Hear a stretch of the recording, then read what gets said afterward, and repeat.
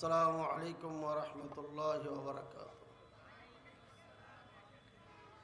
الحمد لله رب العالمين والعاقبة للمتقين والصلاة والسلام على نبينا محمد وعلى آله وصحبه وسلم وبعد فأعوذ بالله من الشيطان الرجيم تعاونوا على البر والتقوى ولا تعاونوا على الإثم والعدوان وقال النبي صلى الله عليه وسلم من سن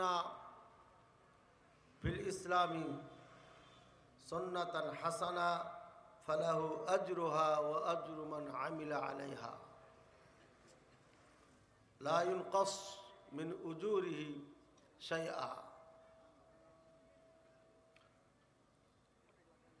সম্মানিত আজকের মাহফিলের আমন্ত্রিত উলামায়ে কেরাম, আমাদের সবার শ্রদ্ধাভাজন সরে তাজ অধ্যাপক শেখ ডক্টর আব্দুল্লাহ ফারুক আস-সালাফি হাফিজাহুল্লাহ, সভাপতি বাংলাদেশ জমিয়তে আহলে হাদিস, এবং আমন্ত্রিত উলামায়ে মুহতাদিন, সামনে উপস্থিত দিন দরদ ইসলাম দরদি ভাই ও বোনেরা, আজকের মাহফিল আমরা মাদ্রাসার নবম বৎসরে শুরু করতে পেরে আল্লাহর কাছে শুকরিয়া জ্ঞাপন করছি। আলহামদুলিল্লাহ। আপনারা জানেন 2016 সালে দারুস সুন্নাহ মহিলা মাদ্রাসা ও ইয়াতিমখানা নামে একটি প্রতিষ্ঠান সাপাহার দিঘিরহাট বাজারে ঈদগাহ সংলগ্ন এই মাদ্রাসা আমরা চালু করি নোয়াগাঁ ডিস্ট্রিক্টে। আজ সেখান থেকে 21 সালে করোনার সময় দারুস সুন্নাহ সালাফিয়া রাজশাহী এই শাখা আমরা চালু করি। এরপরে 22 সালে সাপাহার দারুস সুন্নাহ সালাফিয়া মাদ্রাসার ভিত্তি স্থাপন করি নিজস্ব জায়গায়, এবং সেটি পরিপূর্ণতা লাভ করেছে। ইনশাআল্লাহ আমরা আগামী জানুয়ারিতে সেখানে ক্লাস চালু করব ইনশাআল্লাহ আজিজ। বলতে চাচ্ছিলাম 16 সাল থেকে 24 সাল, প্রায় 9 বছর পরে আমরা এই মাহফিল দিতে সক্ষম হয়েছি। এটা আল্লাহর রহমত এবং দয়ায় এবং আল্লাহর অনুগ্রহের। মাহফিল একটা দেওয়া অত্যন্ত কঠিন এবং দিতে এসেও সেটা অনুভব করছি অনেক ব্যয়বহুল, যার কারণে আমি ফেসবুকে দিয়েছিলাম এমন বক্তার দরকার যারা টাকা পয়সা ছাড়া ওয়াজ করবে। তো 166টা কমেন্ট একদম বৃষ্টির আকারে পড়ে ওখানে। কি 200 কত যেন ভুলে গেছি, মনে হয় 200 পার হয়েছিল নাকি। তো পরে আমরা ডেট ঘোষণা দিলাম 14 ডিসেম্বর আমাদের মাহফিল হবে, কিন্তু বক্তার নাম নাই। পরে অনেকেই যোগাযোগ করছিলেন যে কখন আপনাদের মাহফিল হবে। ডেটটা ঘোষণা করার পর আবার একটা পোস্ট দিয়েছিলাম, এবার টাকা ছাড়া যারা আলোচনা করবেন নাম লেখান। তো নাম লিখিয়েছিলেন 7 জন, তার মধ্যে 6 জন উপস্থিত হয়েছেন, তারা বক্তব্য দিয়েছেন। এদের নাম হচ্ছে উলামায়ে মুহতাদিন। উলামায়ে মুহতাদিন মানে হেদায়েত প্রাপ্ত আলেমগণ। হেদায়েত প্রাপ্ত আলেমগণ কেন বললাম? আল্লাহ পাক রব্বুল আলামিন বলেন সূরা ইয়াসিনের আয়াতে, ইত্তাবিউ মাল্লা ইয়াসআলুকুম আজরাও ওয়া হুম মুহতাদুন। তোমরা ওই সমস্ত মানুষের আনুগত্য করো, অনুসরণ করো যারা কোনো বেনিফিট চায় না, কোনো আদর চায় না। এদের অনুসরণ করো, কারণে এরা হচ্ছে হেদায়েত প্রাপ্ত। চাই না, নেয় না এ কথা বলা হয়নি, কিন্তু চাই না। আলহামদুলিল্লাহ, আমি গত বছর থেকে কারোর কাছে টাকা চাই না। গতকালকের ঘটনা, আমাকে যা টাকা দিয়েছে পকেটে ভরে নিয়েছি, তো দুইজন আমার দিকে তাকিয়ে আছে, যে দুইজন টাকা দিচ্ছে, যে আমি কিছু বলছি না কেন। আমি বললাম যে কিছু বলার দরকার নাই, আমার জন্য খালি দোয়া করেন, আমার প্রতিষ্ঠানের জন্য দোয়া করেন, যা দিয়েছেন আলহামদুলিল্লাহ।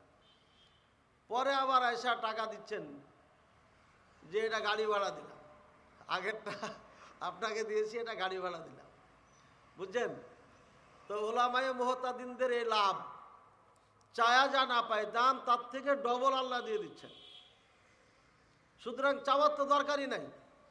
তো আমি যেদিন নিয়াত ঠিক করতে পেরেছি সেদিন আমি এই ঘোষণা দিলাম এবং ইচ্ছা করলাম যারা টাকা চায় না তাদেরকে দিয়ে মাহফিল করাবো। তো পেয়েছি কয়জন? 7 জন। 7 জনের মধ্যে একজন আসতে পারে নাই, কেন আল্লাহ ভালো জানেন। আর 6 জন উপস্থিত হয়েছেন, তারা এখানে বক্তব্য দিয়েছেন। ভাইদের জন্য দোয়া করি, আল্লাহ যেন তাদেরকে কবুল করেন। উদ্দেশ্য হচ্ছে যে একদম এই মাদ্রাসা যে চালাই, অনেক কষ্ট করে চালাইতে হয়, ভাড়া বিল্ডিংয়ে চালাইতে হয়। এখানে বেতন দিতেই অবস্থা খারাপ, পুরা বছরের ভাড়া কিন্তু এই বিল্ডিংয়ে দেওয়া হয়নি, পুরা বছরে ভাড়া দেওয়া হয়নি। আল্লাহ বিল্ডিংয়ের মালিককে উত্তম প্রতিদান দান করুন। হ্যাঁ, এমন একটা ভালো কাজ যদি নিয়াত ভালো থাকে কোনো বিল্ডিংয়ের মালিকের, হতে পারে এই আমলটা ছোট্ট মনে হচ্ছে, কিন্তু এই ওসিলা তাকে আল্লাহ জান্নাত দিতে পারে। দিতে পারে না? পারে না?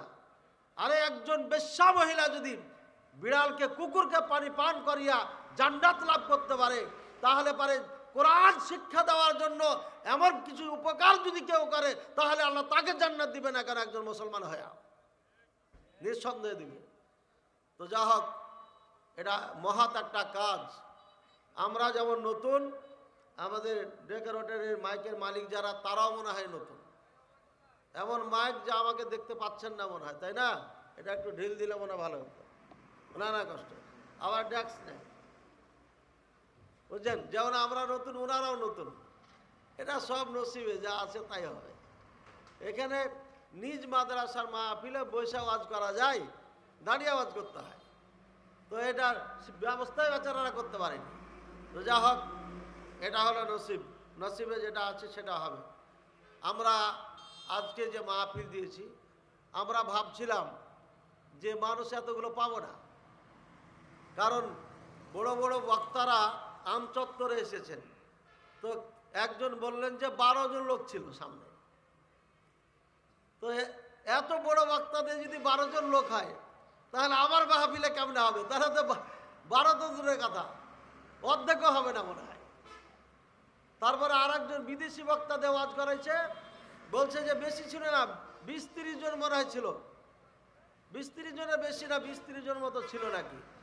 তো যদি এমন অবস্থা হয় নদাপাড়া আমচত্বরে, তাহলে পরে আমার মাহফিলও হবে না, এটা বুঝছি। কিন্তু আলহামদুলিল্লাহ, যে লোকটি এসেছেন আলহামদুলিল্লাহ। আর অনেক ভাই বাইরে দাঁড়িয়ে আছেন, আপনারা ভিতরে আসেন না, মহাব্বতের সাথে বসেন, আল্লাহ তাআলা আপনার গুনাহ মাফ করবেন, এটা একটা ঘোষণা দিয়েছেন আল্লাহ। সমস্ত ফেরেশতারা, কোটি কোটি ফেরেশতারা আপনাকে এভাবে ঢেকে আছে, রহমত আপনাকে বেষ্টন করে থাকবে। সমস্ত ফেরেশতারা যতক্ষণ থাকবেন ততক্ষণ আপনার জন্য দোয়া করবে, আর আল্লাহ তাআলা আপনাদের নিয়ে আরশে আজিমে আলোচনা করবেন। সুবহানাল্লাহ। ভাইরা, যেটা বলছিলাম যে আপনারা খাস করে এই এলাকা, আমার মাদ্রাসার আশপাশে যারা রয়েছেন, প্রতিবেশী, রোডের এপার ওপার, সর্বপ্রথম তাদেরকে ধন্যবাদ জানাচ্ছি এই জন্যই যে তারা সার্বিক সহযোগিতা হাত আমাদের বাড়িয়ে দিয়েছেন। খাস করে দোকানদার ভাইয়েরা, ওনারা সহযোগিতা না করলে আমরা করতে পারতাম না, ডিস্টার্ব হতো। তো সবার আন্তরিকতার কারণে সবাইকে ধন্যবাদ জানাচ্ছি। সাথে সাথে ধন্যবাদ জানাচ্ছি এই অত্র মাহফিলকে সফল করার জন্য যে সকল ভাইয়েরা যেভাবে সহযোগিতা করেছেন, দেশ থেকে বিদেশ থেকে, সকলের জন্য আল্লাহর কাছে দোয়া করছে, আল্লাহ সবাইকে তুমি ক্ষমা করে দাও, সবাইকে ভালো রাখো, সবাইকে সুস্থ রাখো, সবার জানে মালে টাকা পয়সায় বরকত দান করো। আর আল্লাহ যারা কষ্ট করে এখানে মাহফিল শোনার জন্য এসেছে, এই ছোট্ট মাদ্রাসার প্রাঙ্গণে এসে বসেছে এই শীতে ঠান্ডাতে, আল্লাহ তাদেরকে তুমি ক্ষমা করে দাও, কবুল করে নাও, বলে আল্লাহুম্মা আমিন। আমি লম্বা করব না। গতকালকে মাহফিল ছিল ঢাকায়, তার আগের দিন ছিল টাঙ্গাইল, নিজেই আমি ফ্রি ছিলাম না। আর এখানে আজকে দুপুরে খাওয়া দাওয়ার আয়োজন ছিল, অগণিত মেহমান, খাওয়া দাওয়া সব মিলে ঘুমও হয় নাই।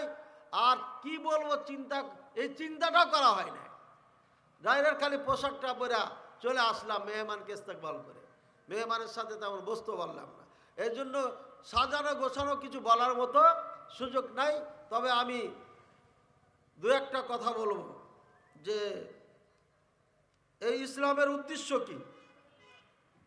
ইসলামের উদ্দেশ্য হচ্ছে তিনটা, মনে রাখবেন ভালো করে। কয়টা উদ্দেশ্য? তিনটা। এক নম্বর হচ্ছে নসরুত তাওহীদ, তাওহীদকে গোটা পৃথিবীতে প্রচার করা। প্রত্যেকটি ঘরে ঘরে, প্রত্যেকটি দেশে, প্রত্যেকটি গ্রামে, আনাচে কানাচে, পৃথিবীর সব জায়গায় এই তাওহীদের দাওয়াত ছড়িয়ে দিতে হবে। এটা হলো এক নম্বর ইসলামের হাদাফ, উদ্দেশ্য। এটা হচ্ছে হাদাফুল ইসলাম, ইসলামের হাদাফ।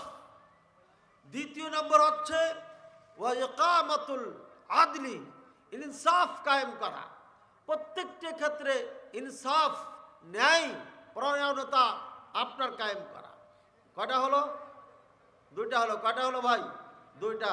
তৃতীয় নম্বর হচ্ছে ইসআদুল ইনসানি ফিদ দুনিয়া ওয়াল আখিরাহ, প্রত্যেকটি মানুষকে সফল করা, সৌভাগ্যবান করা দুনিয়াতে এবং আখিরাতে।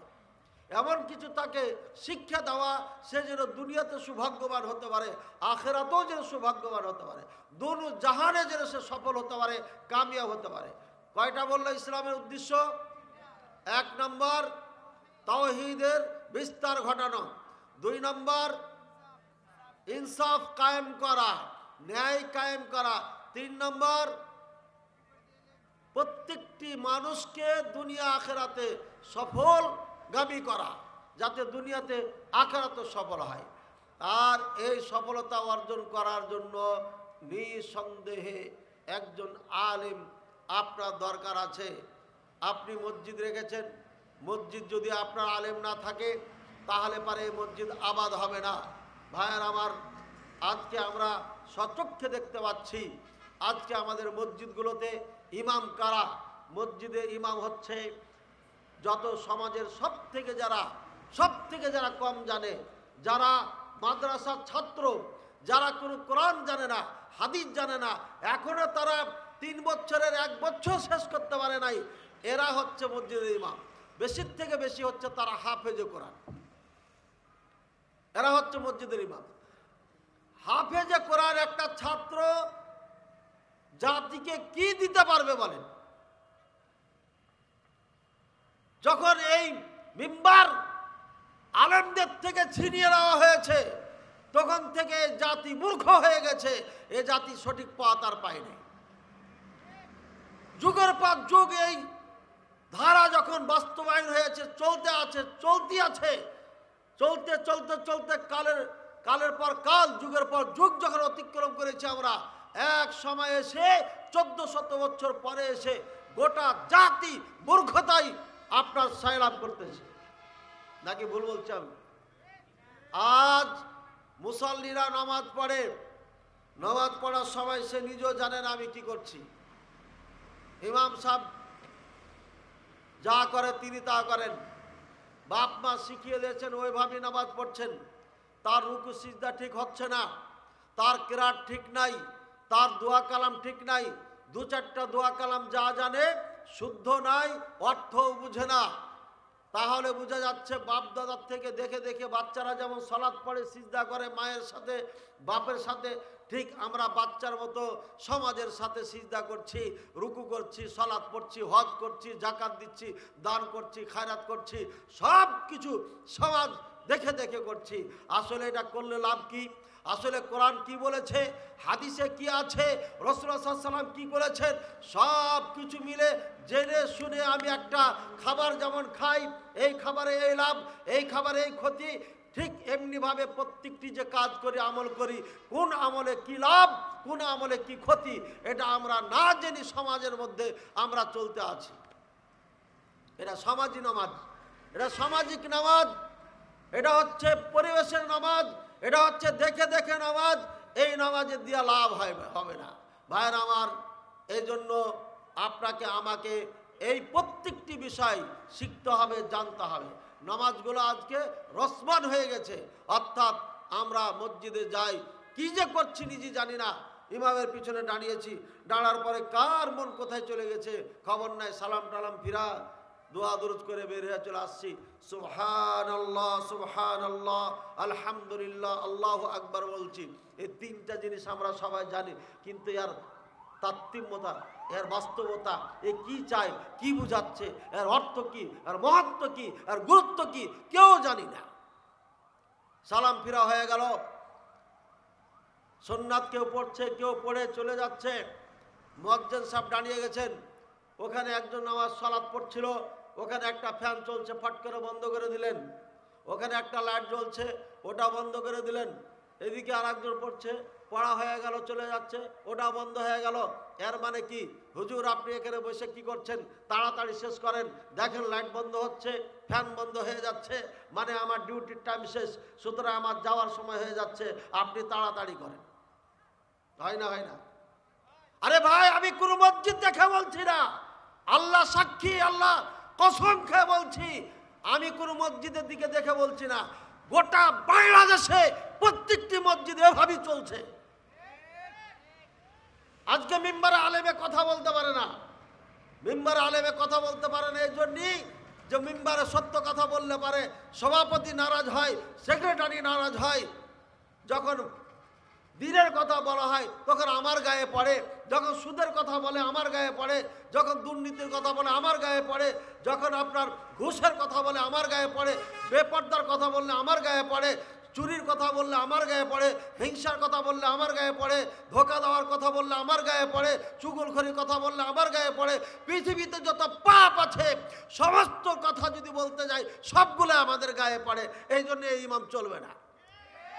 আর যদি হাফেজে কোরআনকে রাখতে পারি তাহলে বলবে দারুস সুন্নাহ কনফারেন্স 2024 সভাপতিত্ব করবেন শাইখ মুখলিস বিন আরশাদ মাদানী, সভাপতি শাইখ সাইদুর রহমান বিন জিলুর রহমান। নারে তাকবীর, হয়ে গেল, কেউ কষ্ট পাবেন না, কথা বলছেন। কিন্তু যখন এটার ব্যাখ্যা দিতে যাব তখন গায়ে লাগবে। হাফেজে কোরআন তার ব্যাখ্যা জানে না, 2000 টাকা দিয়ে পুরো 1 মাস তাকে ডিউটি করে নেওয়া পায়। এই বেচারা কি পড়াবে আপনাকে? ওর পরীক্ষা সকালে হবে, ফজর নামাজে দাঁড়িয়েছে, পরীক্ষায় কি লিখবো, পরীক্ষায় কি লিখবো। আরে কেরাতের সময় না বললে সিজদায় যা বলে, রুকুতে যা বলে, পরীক্ষায় কি করব, পরীক্ষায় কি করব। বুঝছেন, এই ছাত্র দিয়ে মসজিদ চলছে। যেই মসজিদের মালিক ছিল মুহাম্মদ রাসূলুল্লাহ সাল্লাল্লাহু আলাইহি সাল্লাম, যেই মসজিদের দায়িত্ব ছিল রাসূলুল্লাহ সাল্লাল্লাহু আলাইহি সাল্লাম সাইয়্যিদুল মুরসালিন, যেই মসজিদের মেহরাবে মিম্বারে বক্তব্য দিত সমস্ত নবীগণ, সেই মসজিদের মিম্বারকে কেড়ে নিয়ে ছাত্রকে দেওয়া হয়েছে। আর ওস্তাদকে বলছে আপনি ওখানে বসে খুতবা শুনেন। এই হয়েছে, এই জন্য আমাদের সমাজ ধ্বংস হচ্ছে। এই জন্য এসকনেরা হাজার মুসলমানের সামনে, মুসলমানের দেশে একজন লয়ারকে জবাই করে দিচ্ছে। কত বুকের পাটা চিন্তা করেছেন? আমাদের মুর্দা, আমরা বলছি কত আমরা শান্তিপ্রিয়, আমাদের ভাইকে হত্যা করেছে, তারপরও আমরা কিছু করতেছিলাম, করলাম না। আমরা একটা হিন্দুর গায়ে হাত দিনি। আসলে কথাটা কি সত্য? আপনি কি শান্তিপ্রিয়? হ্যাঁ, শান্তিপ্রিয় কে বলেছে? শান্তিপ্রিয় হলে পারে আপনি প্রতিবেশীর সাথে মারামারি করেন কেন? একটা মুসলমান তো হত্যা করা দূরের কথা, খালি আপনাকে তামাচা দিয়ে দেখেন 10 জোরে পিটাবে আপনাকে। কিন্তু যখন হিন্দুরা কিছু করবে আপনার কলিজা পানি হয়ে যায়। আপনার ইমানি পাওয়ার নাই, আপনি কাপুরুষ, যার কারণে আপনি প্রতিবাদ করতে পারেননি। আপনি রাজপথে চিল্লাইতে পারেন, প্রতিবাদ করার আপনার ক্ষমতা নাই। আপনার ইমানি স্প্রিয়া হারিয়ে গেছে, যার কারণে শ্রীরাম বলাচ্ছে তো আপনি শ্রীরাম বলছেন। কাপুরুষ কথাকার। শ্রীরাম বলবো কেন? আমি মুসলমান, আমি মুসলমানের বাচ্চা, আমি আল্লাহু আকবার বলতে বলতে মরে যাব। কাপুরুষের বাচ্চা, তুমি বেলাল রাদিয়াল্লাহু তাআলা আনহুর ইতিহাস ভুলে গেছো। তুমি মহিলা, একজন নারী, দুর্বল মানুষ সুমাইয়া রাদিয়াল্লাহু তাআলা আনহার ইতিহাস ভুলে গেছো। আল্লাহ আল্লাহ করতে করতে শহীদ হয়ে গেছে। আল্লাহ আল্লাহ করতে করতে সমস্ত কাফেররা আপনার পরাজয় গ্রহণ করেছে। বেলালকে এক বিন্দু পরিমাণ সরাইতে পারে না, নড়াইতে পারে নাই। তুমি ভুলে গেছো মাশাতাতু বিনতি ফিরাউন, ফিরাউনের মেয়ের চাকরানির কথা। ফেরাউনের মেয়ের চাকরানি বিসমিল্লাহ বলেছিল। বিসমিল্লাহ বলে এ কাঙ্গন বা চিরুনি উঠিয়েছিল। তখন বলছে কার নামে তুমি চিরুনি উঠালে? বলছে আল্লাহ। কেটা? আল্লাহর নামে মানে আমার বাবাকে বুঝাচ্ছ আল্লাহ মানে? বলছে না, তোর বাপের যে আল্লাহ, তোর বাপের যে রব, তার কথা বলেছি আমি। চাকরানি। এরপরে বাবাকে সংবাদ দেওয়া হলো জালেম ফেরাউনকে। ফেরাউনের মেয়ের জন্য আগুন জ্বালালো, বিরাট বড় কন্ডিলি তৈরি করে 4টি সন্তানকে নিয়ে আসা হলো। একটার পর একটা নিক্ষেপ করতেছে আর বলছে হয় তুমি তোমার রবকে, মুসার রবকে ত্যাগ করো, ফেরাউনকে রব হিসাবে মানো, আর না হলে তোমাকে আগুনে পুড়িয়ে তোমাকে শেষ করব, 4টি সন্তানকে শেষ করব। একের পর এক 4টি সন্তানকে আগুনে নিক্ষেপ করা হয়। দুধের বাচ্চাটাকে কোল থেকে ছিনিয়ে নিয়ে আগুনে নিক্ষেপ করা হয়। তারপরে তাকে নিক্ষেপ করা হয়। তারপরও ইমান থেকে বিন্দু পরিমাণ সরে নাই, এক চুল পরিমাণ নড়চড় হয় নাই। আর কাপুরুষ তোমাকে শ্রীরাম বলাচ্ছে, তখন তুমি শ্রীরাম বলে নিচ্ছ আর বলছো যে আমি শহীদ হয়ে যাব।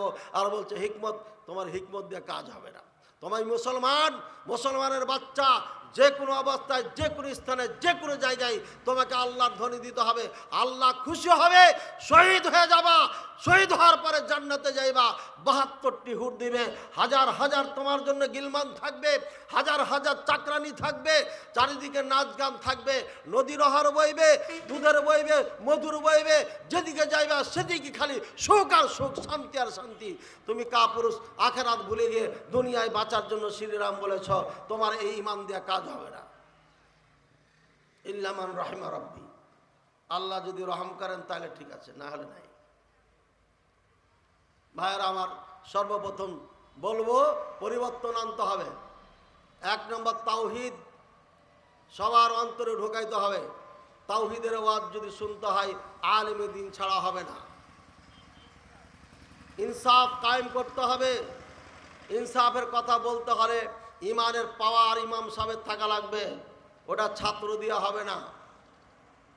একজন মানুষকে দুনিয়াতে সফল একজন মানুষ হিসাবে তৈরি করতে হবে, আখিরাতেও সফল মানুষ হিসাবে তৈরি করতে হবে।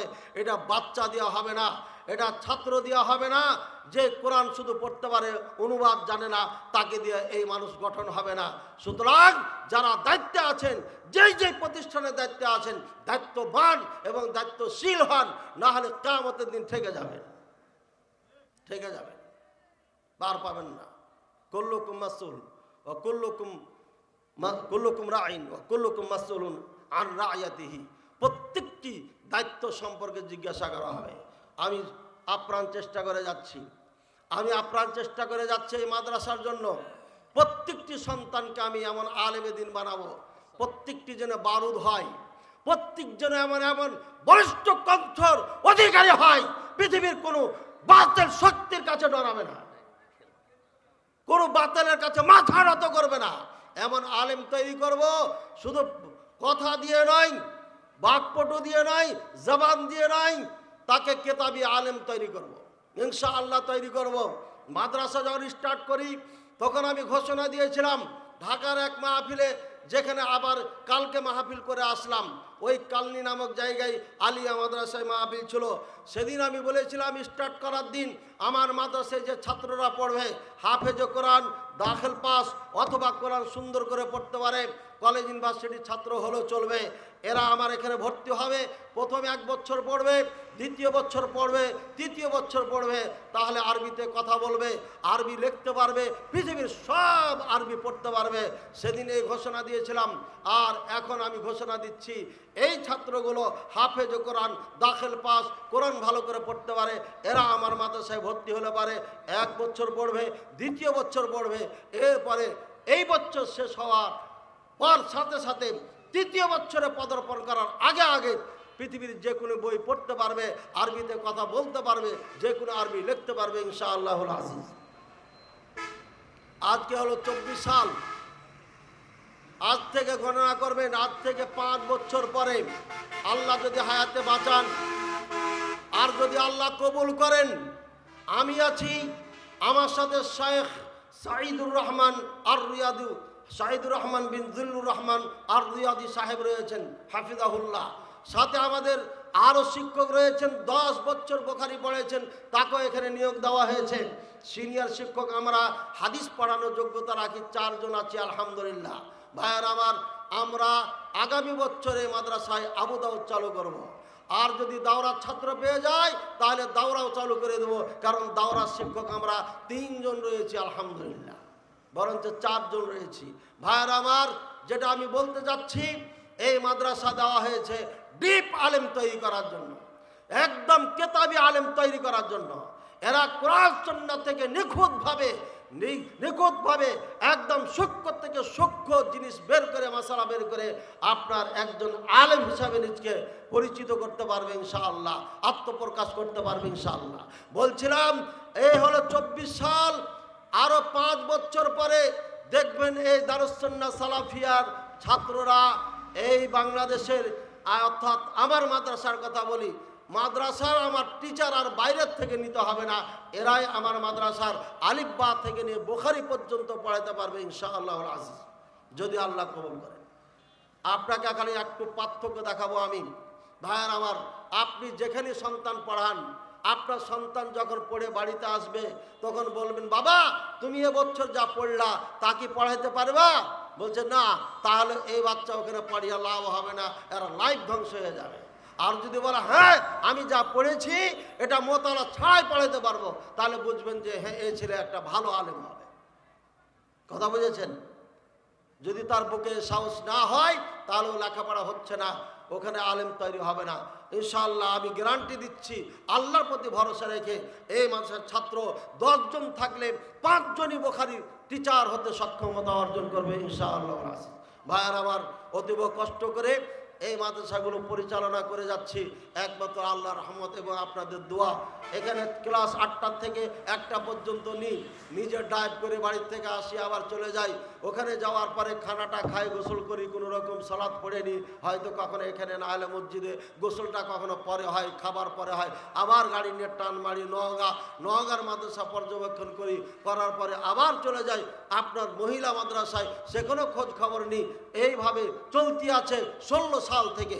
আল্লাহ তাআলার কাছে দোয়া করি, আল্লাহ তুমি যা করাচ্ছ তার থেকে আরো বেশি কিছু করার তৌফিক দান করো, আমাকে তৌফিক দান করো, এই জাতিকে যেন আমি ডিপ আলেম, পরিচিত আলেম উপহার দিতে পারি। আল্লাহ তুমি এ তৌফিক আমাকে দান করো, বলে আল্লাহুম্মা আমিন।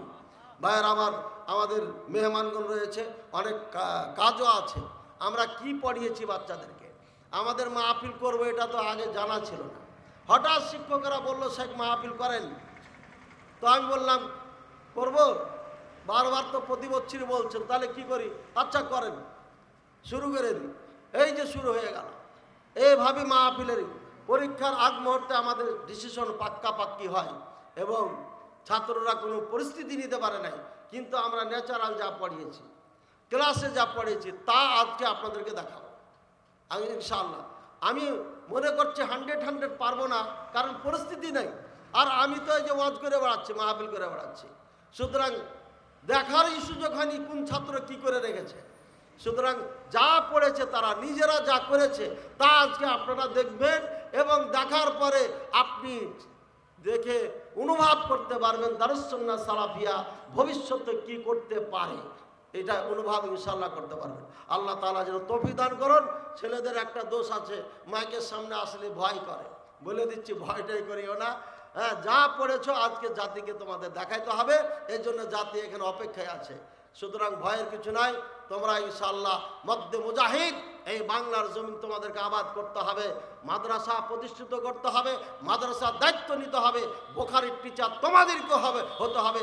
দারুস সুন্নাহ সালাফিয়ার ছাত্রদেরকে যেন হারিকেন দিয়ে খুঁজে খুঁজে টিচার বানানোর জন্য ঘুরে বেড়াই এবং খুঁজে খুঁজে যেন তোমাদেরকে আপনার চাকরি দেয়, এমন ছাত্র তৈরি হতে হবে। এবং আমরা পরিকারবদ্ধ ইনশাআল্লাহ, আমরা করব ইনশাআল্লাহ। আল্লাহ তাআলা আমাদের সবাইকে তৌফিক দান করুন। আমিন। সাল্লাল্লাহু আলা নবিয়িনা মুহাম্মদ ওয়া আলা আলিহি ওয়া সাহবিহি। আসসালামু আলাইকুম ওয়া রাহমাতুল্লাহি ওয়া বারাকাতুহু।